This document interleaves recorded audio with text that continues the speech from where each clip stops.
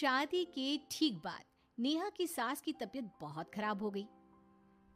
बताइए क्या हुआ है आपको? बेटे की शादी थी तो थकान हो गई। मौसम बदल रहा है तो जुकाम और बुखार हो गया। ऊपर से बहू के घर का खाना पता नहीं कैसा था कि पेट भी खराब हो गया। खाना तो बहुत बढ़िया था डॉक्टर साहब, सारे रिश्तेदार तारीफ कर रहे थे। रोहित की माँ इतनी कमज़ोर है कि जरा से में बीमार पड़ जाती है। डॉक्टर साहब आप सारी जांच करके देखिए, मुझे ऐसी क्या बीमारी है कि मेरी तबीयत ठीक ही नहीं रहती। फिलहाल तो ज़्यादा कुछ नहीं है, पहले आपके जुकाम बुखार और पेट का इलाज कर लेते हैं, फिर बाकी के टेस्ट करवा लेंगे। अभी आप ये दवाइयाँ ले आइए। पिताजी मैं डॉक्टर साहब को छोड़कर और दवाइयाँ लेकर आता हूँ। माँ जी तो बीमार थी, इसलिए नेहा ने किचन संभाल लिया। तेरे बाबूजी और रोहित ने खाना खा लिया? रोहित तो टिफिन लेकर ऑफिस गए हैं माँ, और बाबूजी ने खाना खा लिया है। आप शुरू कीजिए। यह क्या, खाने में इतना तेल इतने मसाले? अरे अभी अभी तो तबीयत ठीक हुई है मेरी, तुम क्या मुझे वापस बीमार करना चाहती हो? नहीं माँ जी, ऐसा नहीं है। क्या हुआ? देखो ये बहू ने कैसा खाना बनाया है। खाना तो बहुत ही स्वादिष्ट था। अरे मैं ये खाना खाऊंगी तो बीमार हो जाऊंगी ना। ओह हाँ, बहू को अभी पता नहीं ना तुम्हारे बारे में, रोहित समझा देगा उसे। देख बहू, अच्छे से समझ लेना कि इस घर में कैसा खाना बनता है। सास की बातें सुनकर नेहा उदास हो गई। उसने रोहित के घर आती ही उससे माँ जी के खाने के बारे में पूछा। आज माँ जी ने मुझे खाने के लिए बहुत बुरा भला कहा।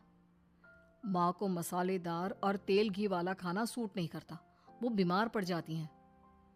ऐसी क्या बीमारी है माँ जी को?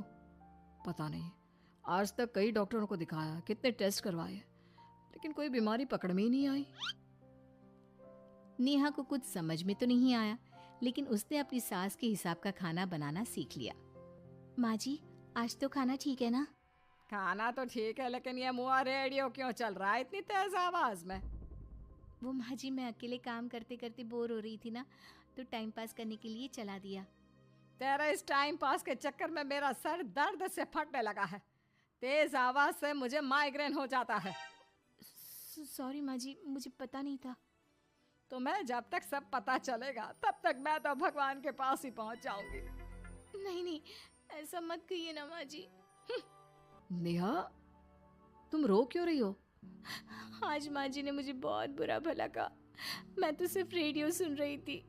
ओहो, तुम माँ की बातों का बुरा मत मानो, उन्हें तेज आवाज से सर दर्द होने लगता है, दर्द की वजह से बोल दिया होगा कुछ। लेकिन मुझे तो ये सब पता ही नहीं था ना, इसलिए बाबूजी ने मुझे पहले ही फोन करके सब कुछ बता दिया, और मैं तुम्हारे लिए ये हेडफोन लाया हूँ। अब तुम अपने गाने भी सुन सकती हो और माँ को परेशानी भी नहीं होगी। ये सिर्फ एक बात का हाल है, लेकिन माँ को तो हर चीज से परेशानी है। अब क्या कर सकते हैं, माँ बीमार ही इतनी रहती है। लेकिन माँ को ऐसी कौन सी बीमारी है? तुम्हें बताया तो था, किसी भी डॉक्टर को माँ की बीमारी समझ में नहीं आ रही। अब तुम भी ये सब सोचना छोड़ दो, ये हेडफोन लो और अपने पसंद के गाने सुनो। रोहित के गिफ्ट से नेहा की एक परेशानी तो दूर हो गई, लेकिन उसके मन में कई सवाल खड़े हो गए। आज मैं देर से उठाऊं या तुम जल्दी उठ गई? वो माँ जी को कल रात भर सर दर्द हुआ ना, तो जल्दी उठकर उनकी जगह मैंने पूजा कर दी। अरे वाह, आछ, आछ, हे भगवान, ये किसकी करामत है? ये तो माँ जी की आवाज है। चलो चल के देखते हैं। क्या हुआ माँ?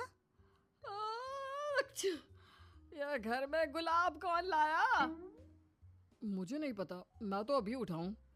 माँ जी आप कल रात भर सो नहीं पाई, तो मैंने जल्दी उठकर पूजा पाठ किया। घर में फूल नहीं थे ना, तो मैं बाजार से गुलाब के फूल ले आई। नेहा, माँ को गुलाब के फूल की एलर्जी है। अब मुझे ये कैसे पता होगा?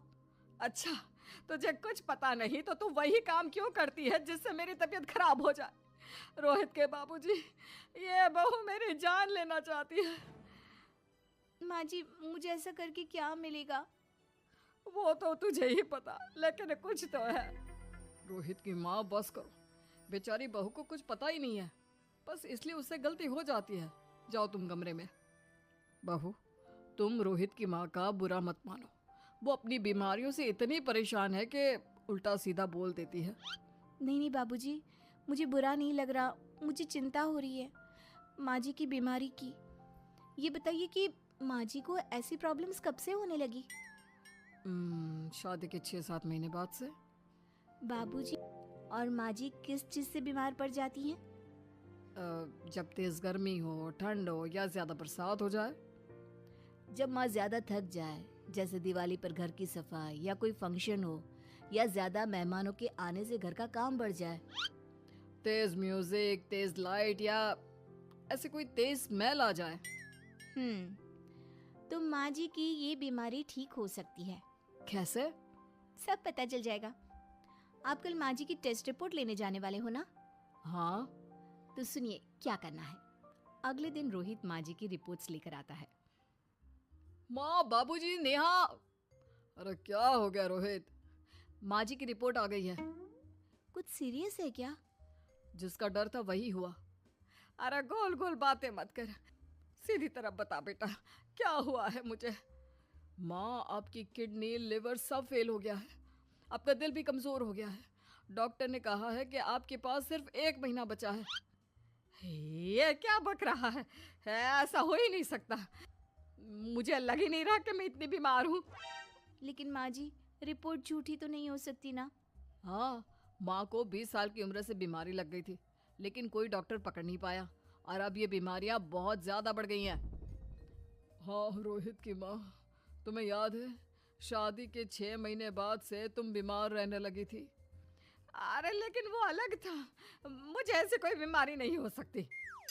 ये तुम कैसे कह सकती हो माँ? हाँ, तुम उस वक्त बीमार पड़ी थी ना, और अब डॉक्टर भी यही कह रहे हैं, तो सच ही तो होगा। और आप तभी से बीमारी तो रहती आई हैं। अरे लेकिन तब मैं बीमार थी ही नहीं। क्या मतलब? अरे तब मैं बीमारी का नाटक करती थी, मुझे कुछ नहीं हुआ था। ये क्या बोल रही हो?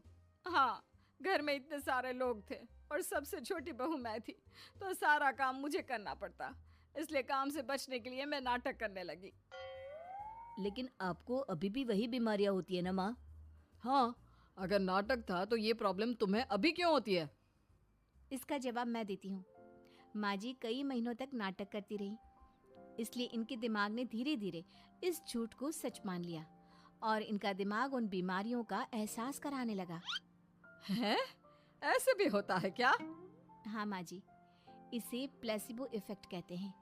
जब आप बात बात पर बीमार पड़ने लगी तो मैंने अपने मामा से बात की, जो एक साइकोलॉजिस्ट है।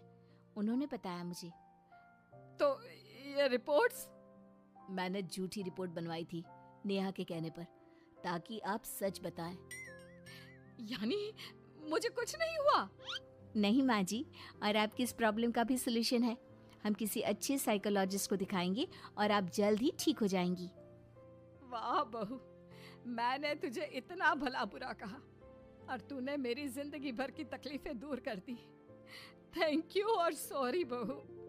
अरे मुझे भी तो सॉरी कहो, पूरी जिंदगी तुम्हारी सेवा की है, वो भी झूठ मूठ की बीमारी के लिए। हाँ हाँ, आप भी माफ कर दो मुझे, बस सॉरी। तो इस तरह नेहा ने अपनी सास की बीमारी पकड़ भी ली और ठीक भी कर दी।